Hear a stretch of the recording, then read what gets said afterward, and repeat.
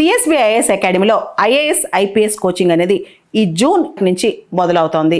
ఎవరైనా సరే అడ్మిషన్ కోసం ఈ ఫోన్ నెంబర్ని కాంటాక్ట్ చేయొచ్చు. పాత రోజుల్లో పెద్ద పెద్ద జమీందారుల ఇళ్లలో, రాజుల ఇళ్లలో, పెద్ద పెద్ద కుటుంబాల్లో ఒక ప్లేస్లో మెయిన్ హాల్లో పెద్ద కత్తులు, బాకులు, పెద్ద పెద్ద చాకులు, పిస్తోళ్ళు వేలాడదీసి ఉండేవి.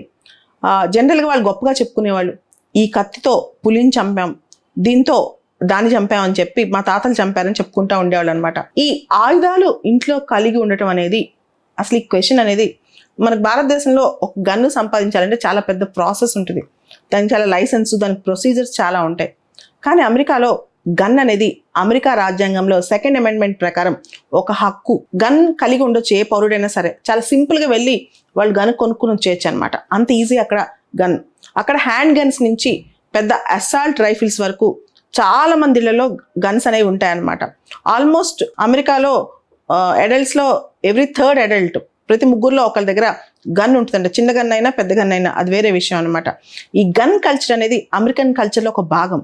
అమెరికా యూత్ కల్చర్లో అదొక హీరోయిజం అనమాట. అమెరికన్ పొలిటికల్ సర్కిల్స్లో అది పెద్ద డిబేట్. ఓ పక్కేమో అమెరికాలో డెమోక్రాట్స్, మీకు తెలుసు అమెరికాలో డెమోక్రాట్స్, రిపబ్లికన్స్ అని ఇద్దరుంటారు. డెమోక్రాట్స్ ప్రకారం గన్స్ పైన రిస్ట్రిక్షన్స్ ఉండాలి.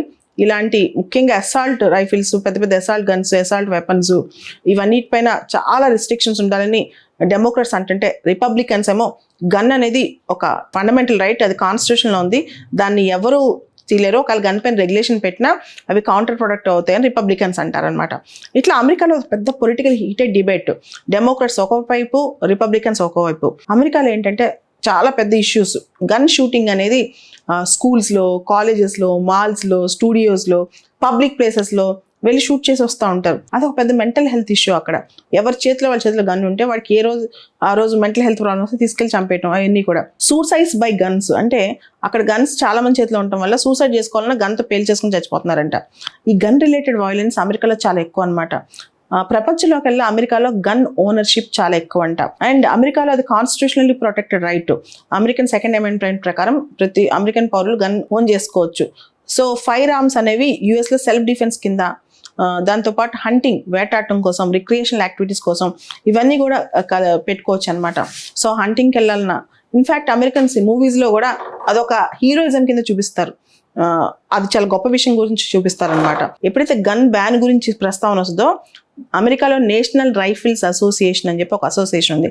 వాళ్ళు స్ట్రాంగెస్ట్ ప్రో గన్ అసోసియేషన్ అనమాట.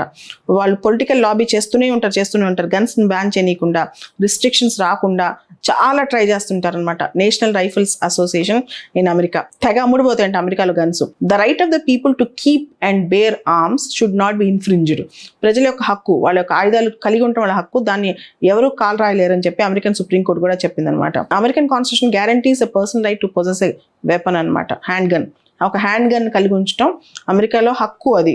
సో అమెరికాలో సుప్రీంకోర్టు కూడా దాన్ని సపోర్ట్ చేస్తుంది. సో దాని మీద పెద్ద debate. American legislature, American courts అన్నీ కూడా గన్ కలిగి ఉండటాని మీద డిబేట్ జరిగినా సరే నేరో మెజారిటీతో గన్ కలిగి ఉండటాన్ని సపోర్ట్ చేస్తున్నాయి. కానీ ఈ షూటింగ్స్ చూస్తే ఏమనిపిస్తుంది, ఇవన్నీ ఎందుకు జరుగుతున్నాయి? ఎందుకు ఒక వ్యక్తి తనకు తెలియని వాళ్ళకి వచ్చి టకటగా కాల్ చెల్లిపోతాడు? ఇవన్నీ ఆలోచిస్తే వాళ్ళు చెప్పే రీజన్స్ కూడా చాలా సిల్లీగా ఉంటాయి. కొంతమందికి పిల్లల్ని చంపాలనిపిస్తాయి, కొంతమందికి సైకలాజికల్ ప్రాబ్లంతో తను ఎంజాయ్ చేయలేకపోతున్నాను, మాల్లో అందరూ ఎంజాయ్ చేస్తున్నారు అని చెప్పి వాళ్ళని చంపేసి వెళ్ళిపోతాడు. ఇవన్నీ ఇంత సిల్లీ రీజన్స్ ప్రాణాలు పోతుంటే గన్ని ఎందుకు కంట్రోల్ చేయలేకపోతున్నారు అమెరికా లాంటి పెద్ద దేశంలో? ఒకసారి ఆలోచించండి.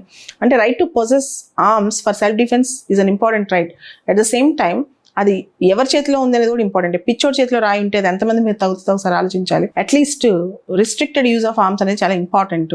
ఎందుకంటే మన మైండ్ మన కంట్రోల్లో లేనప్పుడు, మన రేషనాలిటీ, రీజన్ మన కంట్రోల్లో లేనప్పుడు, మెంటల్ హెల్త్ ఇష్యూస్ ఉన్నప్పుడు వాళ్ళ చేతిలో గన్ వదిలేస్తే ఎలా ఉంటుంది?